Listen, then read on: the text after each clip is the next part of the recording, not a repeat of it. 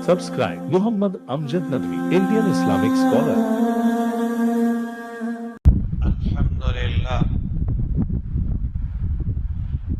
Alhamdulillah wa kafa wa salamun ala ibadihi alladhina istafa, amma ba'd. قال الله تبارك وتعالى في القرآن المجيد: فأعوذ بالله من الشيطان الرجيم، بسم الله الرحمن الرحيم.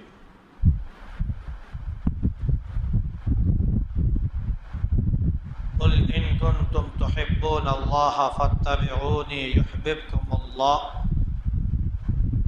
ويغفر لكم ذنوبكم والله غفور رحيم.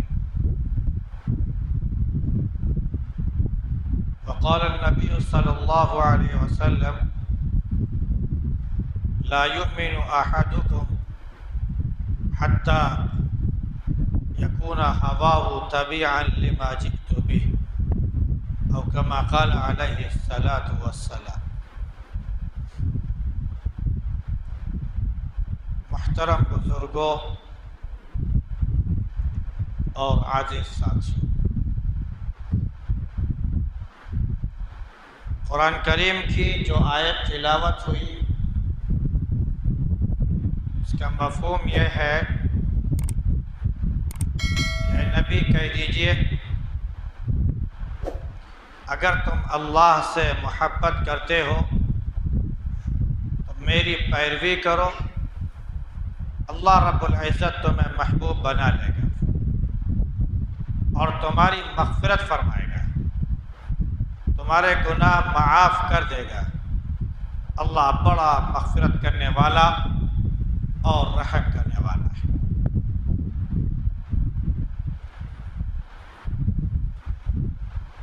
حدیث شریف جو تلاوت ہوئی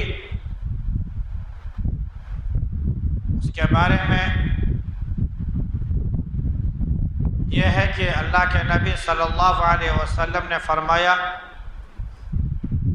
کہ تم میں سے کوئی بھی شخص کامل مومن نہیں ہو سکتا جب تک کہ اس کی خواہشات اس چیز کے تابع نہ ہو جائیں جو میں لے کر آیا۔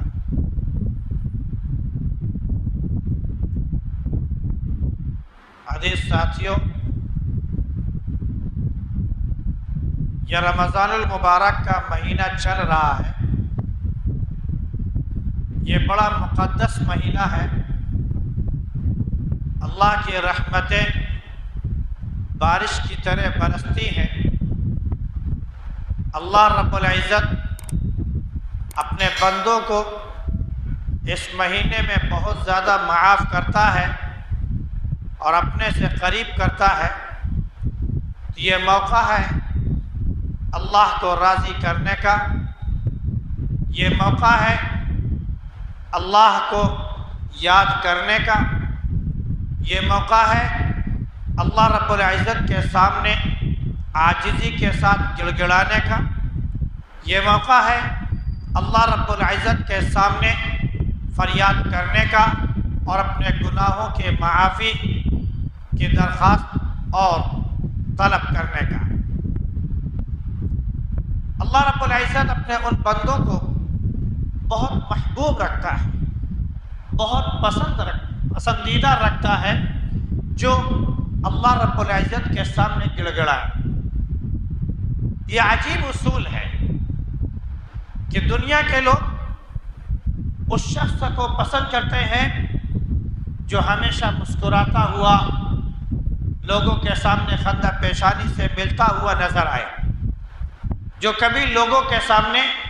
اپنی دقت کا، اپنی پریشانی کا، اپنی مصیبت کا، اپنی زب و حالی کا، اپنی تنگ دستی کا، کسی چیز کا وہ ذکر نہ کرے، بلکہ جب بھی ملے تو ایسا ملے جیسے اسے کسی چیز کی کمی نہیں ہے، وہ بالکل فارغ البال ہے، وہ خوشحال ہے، وہ ہر حال میں اللہ کا شکر ادا کرنے والا ہے، اسے کسی قسم کی کوئی تکلیف، کوئی پریشانی نہیں، تو انسان اسے پسند کرتا ہے۔ لیکن اگر ایک انسان لوگوں کے سامنے ہاتھ پھیلانا شروع کر دے، لوگوں سے مانگنا شروع کر دے، اس کے سامنے اپنے پریشانیوں کا اظہار شروع کر دے، اپنی تنگدامنی کا اظہار شروع کر دے، تو دور کے لوگ، اجنبی لوگ تو بڑی بات، اپنے رشتہ دار بھی اس سے دامن کھینچنے لگتے ہیں اور اپنے پہلو تہی کرنے لگتے ہیں کہ ایسا نہ ہو کہ آج کے مجھ سے کچھ مطالبہ کریں۔ لیکن اللہ رب العزت کا عجب نرالا انداز ہے کہ اپنے ان بندوں کو سب سے زیادہ محبوب رکھتا ہے جو اس سے مانگتے ہیں، جو اس کے سامنے گڑ گڑاتے ہیں،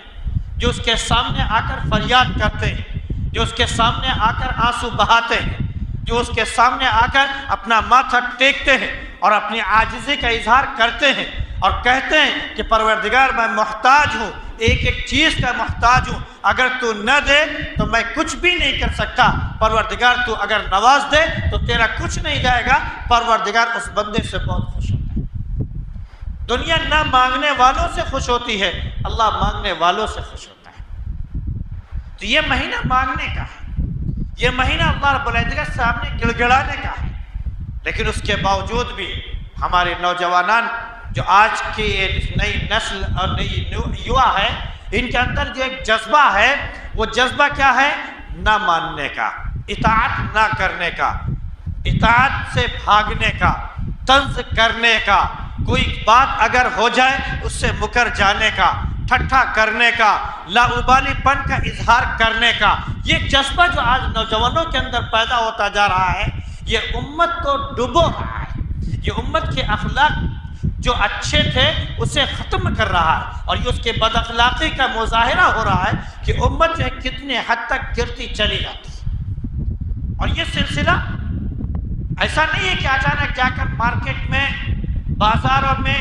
محلے میں یا کہیں اور سے جا کر شروع ہوتا ہے۔ یہ سلسلہ جو شروع ہوتا ہے وہ گھر کے اندر سے ہوتا ہے۔ وہ ماحول جب وہ پاتا ہے جس کے اندر وہ اپنائیت کا اظہار نہیں پاتا، جہاں پر اسے وہ تعلیم صحیح معنوں میں نہیں دی گئی کہ اطاعت کسے کہتے ہیں، بڑوں کا ادب کسے کہتے ہیں، بڑوں کا احترام اور ان کی عظمت کسے کہتے ہیں، وہ نہیں سکھایا گیا، بلکہ ہر چیز پر یہ کہہ کر پانی پھیر دیا گیا اور خاموشی اختیار کی گئی کہ ابھی یہ بچہ چھوٹا ہے، ابھی یہ ناسمجھ ہے، ابھی بڑا ہوگا تو یہ سمجھ جائے گا۔ وہی غلطی اس کی دھیرے دھیرے کرتے کرتے پھر وہ ایسی بڑی ہو جاتی ہے کہ بڑا ہونے کے بعد چونکہ وہ عادی بن چکا ہوتا ہے تو اب وہ ماننے کے لیے تیار نہیں ہوتا ہے،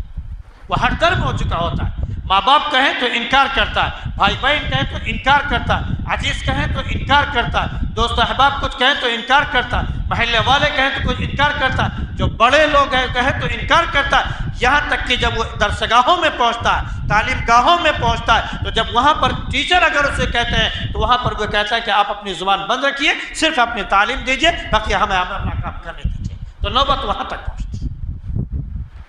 یہ جو جذبہ ہمارے اندر جو پیدا ہو گیا ہے، یہ جو خصلت، یہ بری عادت جو ہمارے اندر پیدا ہو گئی ہے نہ ماننے کی، ٹال دینے کی، ہمیں اس کو سب سے پہلے ختم کرنا ہے، کرنے کا جذبہ پیدا کرنا ہے، اور سب سے پہلے اللہ کے حکم کی اطاعت کرنی ہے، سب سے پہلے اللہ رب العزت کی عبادت کرنی ہے، سب سے پہلے اللہ رب العزت نے جو احکامات نازل کیے اس پر عمل کرنا ہے، اور یہ کہنا ہے کہ جو اللہ رب العزت نے دیا ہے وہ ہماری ہدایت کے لیے دیا ہے، ہماری رہنمائی کے لیے دیا ہے، ہماری بھلائی اور فلاح کے لیے دیا ہے، ہماری کامیابی کے لیے دیا ہے، اس لیے ہم اس پر عمل کریں گے۔ جب انسان یہاں پر آ جائے گا تو سارے راستے اس کے خود بخود کھلتے چلے جاتے ہیں۔ ورنہ ہوتا کیا ہے کہ کسی چیز کا بھی اعلان کر دیا جائے، کسی چیز کے بارے میں بتا دیا جائے، کسی چیز کی فضیلت خوب سے خوب تر بیان کر دی جائے، ہوتا کیا کہ ایک کان سے سنتے ہیں اور دوسرے کان سے نکال دیتے ہیں۔ کیوں؟ اس لیے کہ وہ ایمان اتنا کمزور ہوتا چلا گیا، وہ ہمارے اندر کا آزادانہ احساس اتنا زیادہ بڑھتا چلا گیا کہ ہم جو ہے اللہ رب العزت کے حکم کے اب تابع دار صحیح معنوں میں نہیں رہے۔ ہم یہ سمجھنے لگے کہ جو کچھ ہے، اپنی اپنی جوانی ہے، اپنی طاقت ہے، اپنا وقت ہے، اور اپنے پاس جو کچھ وقت ہے اس کو صرف کرنے کا، اپنے پاس جو موقع ہے سنہرا، بس اسی کو جیسے کر لیا جائے، زندگی گزار لی جائے، یہی زندگی ہے۔ ورنہ زندگی کیا؟ ہم یہ سمجھتے ہیں کہ جب بوڑھے ہو جائیں گے، جب ہم سب چیزوں سے چھٹی پا جائیں گے تب ہم عبادت کی طرف آئیں گے، تب ہم ریاضت کی طرف آئیں گے، تب ہم اللہ کو یاد کرنے کی طرف آئیں گے، تب اللہ کے سامنے ہم فریاد کرنے کے لیے آئیں گے، تب ہم مسجدوں کا دروازہ آ کر جھانکیں گے، تب ہم جا کے اللہ کے لیے نماز پڑھنا شروع کریں گے۔ باقی جوانی کے عالم میں ہم جیسے چاہتے ہیں ویسے زندگی گزاریں، یہ ہمارا حق ہے، یہ ہمارا حق نہیں۔ ہمارے پیچھے موت لگی ہوئی ہے، موت کسی کو موقع نہیں دیتی۔ چھوٹا بچہ بھی ہمارے سامنے رخصت ہو رہا ہے، جوان بھی ہمارے سامنے رخصت ہو رہے ہیں، بوڑھے بھی ہمارے سامنے رخصت ہو رہے ہیں، ہر ایک ہمارے سامنے رخصت ہو رہا ہے۔ یہ ہمارے لیے عبرت کا سامان ہے کہ ہم اس موقع سے فائدہ اٹھائیں، کیونکہ زندگی دوبارہ نہیں ملنے والی۔ ہم یہ سوچیں کہ دوبارہ مل جائے اور آخرت میں جانے کے بعد یہ کہیں کہ یا لیتنی کنت ترابا، کاش کہ میں مٹی ہوتا، یا کہیں کہ ربما یود الذین کفروا لو کانوا مسلمین، کہ کافر کہیں گے کاش وہ مسلمان ہوتے، کاش کبھی وہ کہیں گے کاش مجھے دوبارہ لوٹا دیا جاتا تاکہ اب ہم ایسا عمل کریں کہ اللہ رب العزت کو راضی کر لیں۔ اب ہم نے جہاں پر دیکھ لیا کہ جہنم کا عذاب کیا ہے اور نیکی کیا کام کرنے والوں کے لیے کیا بہترین صلہ ہے، اب ہم نے اپنی آنکھوں سے دیکھ لیا۔ دنیا میں جانے کے بعد اب ہم جو ہے صرف نیکی ہی نیکی کریں گے، اللہ نے فرمایا کہ وہ کرنے والے نہیں۔ اور یہ یہاں انسان کی فطرت خود بخود اسے بتاتی ہے کہ انسان جو ہے جب اس کے اندر بری لت بڑھ جائے، بری عادت بڑھ جائے، تو حقیقت یہ کہ چھڑانے سے بھی وہ اچھا عادت نہیں چھوٹا کرتی۔ وہ کتنی مرتبہ اسے کر لیا جائے لیکن وہ بار بار اس کی طرف لپکتا ہے، اس کے اوپر ڈنڈے بھی برسائے جائے، اس کو سزا بھی دی جائے، اسے جیل کے سلاخوں میں بند بھی کر دیا جائے، تب بھی وہ باہر نکلنے کے بعد پھر وہی حرکتیں کرتا ہے۔ یہ دنیاوی اعتبار سے جو معمولی سزائیں ہیں جن پر تعزیرات کی جاتی ہیں، تو ان میں انسان کا حال یہ ہے کہ وہ ماننے کے لیے تیار نہیں ہوتا ہے۔ تو جب کفر اور شرک کی بات آ جائے، رسول کی نافرمانی کی بات آ جائے، تو وہ جب دوبارہ یہ کہے کہ میں آ کے مان لوں گا اور رسول کی اطاعت کروں گا، تو اللہ نے فرمایا کہ یہ کرنے والے نہیں ہیں، ان کی خسرت ہے، دوبارہ جا کر یہ پھر وہی کریں گے جو کیا کرتے تھے۔ آج ہمارے اندر یہی چیز ہے، جب ایک کان سے سنتے ہیں اور دوسرے کان سے نکال دیتے ہیں۔ کیا چیز ہے، اس کے بارے میں کیا ہے، اس کے بارے میں خوف کے بارے میں کیا ہے، یا اس کی فضیلت کیا ہے، جس چیز کے بارے میں بتایا جائے اس کے بارے میں ہم سنتے نہیں، بس اپنا دل جو چاہے وہ کرتے ہیں، اپنا من جو چاہے وہ کرتے ہیں۔ مثال کے طور پر آج ایک وبا پھیلی ہوئی ہے، کوئی کہتا ہے کہ یہ سازش ہے یہودیوں کی، کوئی کہتا ہے کہ نہیں یہ وبا ہے، یہ کہہ رہے ایک آئی ہوئی مصیبت ہے، ایک بلا ہے جو ہمارے اوپر آ کے مسلط ہو گئی ہے، اس سے ہمیں بچنا ہے۔ تو بھائی چلو ہم اس کو مانتے ہیں کہ ایک سازش ہے،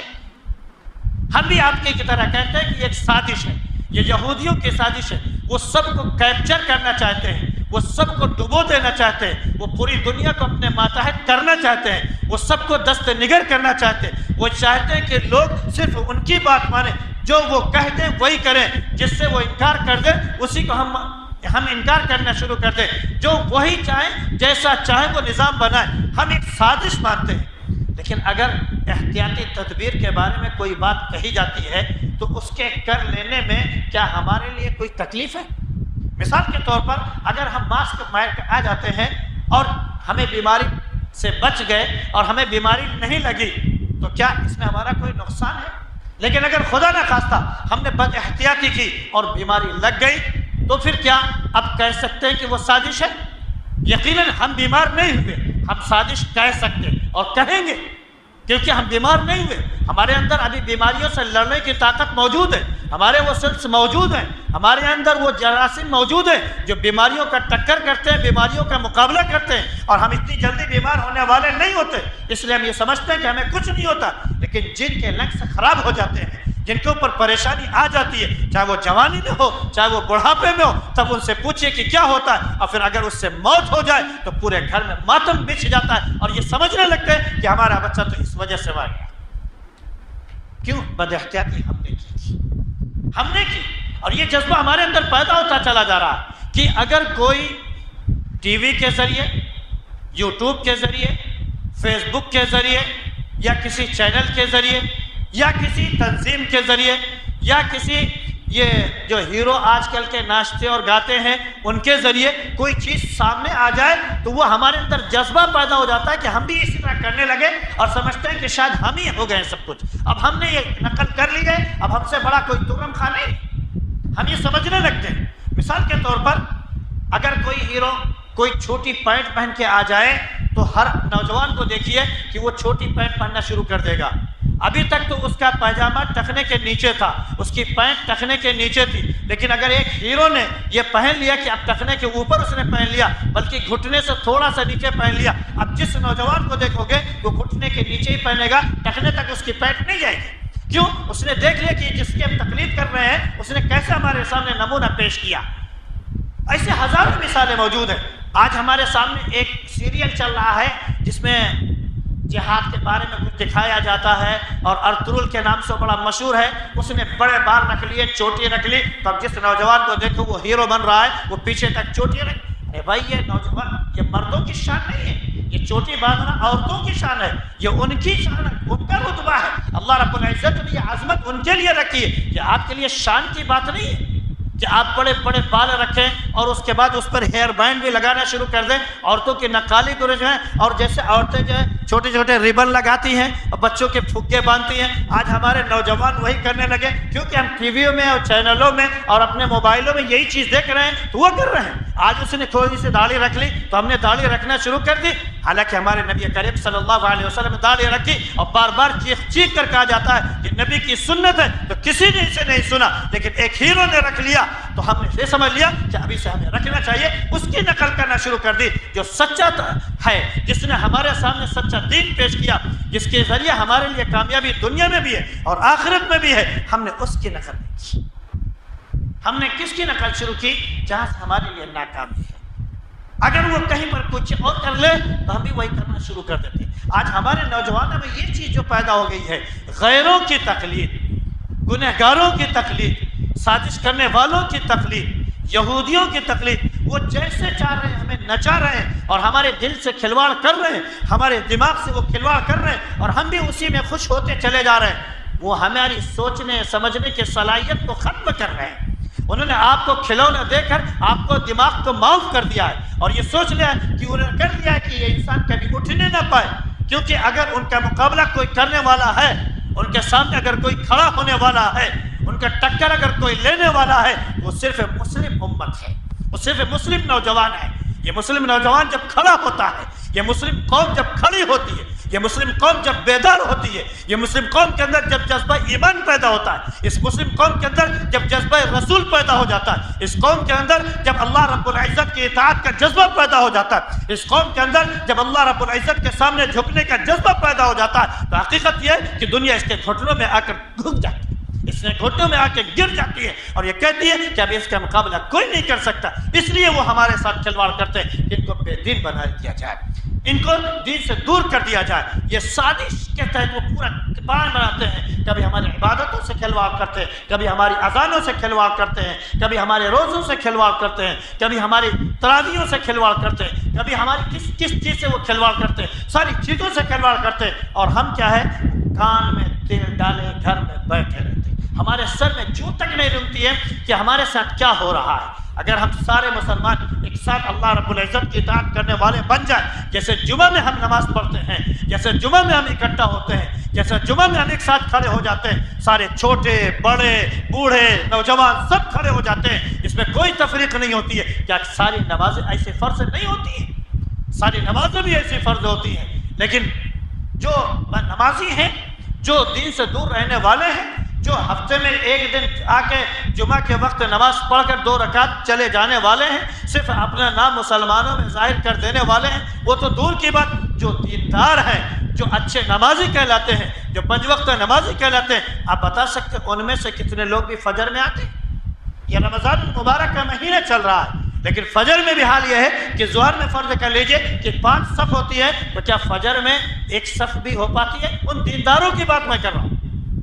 نہیں, تو معلوم یہ ہوا کہ ہم اپنے خواہشات کی پیروی کر رہے ہیں. اور اللہ کے نبی صلی اللہ علیہ وسلم نے کیا فرمایا کہ لا یؤمن احدکم حتی یکون ہواؤ تبعا لما جئت بہ, تم میں سے کوئی شخص کامل مومن اس وقت تک نہیں ہو سکتا جب تک کہ اس کی خواہشات اس چیز کے تابع نہ ہو جائیں جو میں لے کر آیا. یعنی اللہ کا دین, اللہ کی شریعت, اللہ کے احکامات, اللہ کے اصول, قرآن کا پیغام اور نبی کریم صلی اللہ علیہ وسلم سنت اور احادیث مبارکہ, اگر ہم اس پر عمل کرنے والے نہیں بنے تو حقیقت میں مسلمان نہیں ہیں. ہمارا نام مسلمانوں میں تو ہو سکتا ہے، صحیح معنوں میں ہم مسلمان نہیں ہو سکتے۔ ہم غیروں کی تقلید کرنے والے ہوتے ہیں اور اپنے عمل سے یہ ظاہر کرتے ہیں کہ ہم کس کی تقلید کرتے ہیں۔ ہم اللہ کے نبی صلی اللہ علیہ وسلم کے صحیح معنوں میں پیروکار نہیں ہیں، دعوے دار تو ہیں۔ اللہ رب العزت ہمیں سچے معنوں میں دعوے دار نہیں بلکہ تابع دار بنا دے۔ وآخر دعوانا ان الحمد للہ رب العالمین۔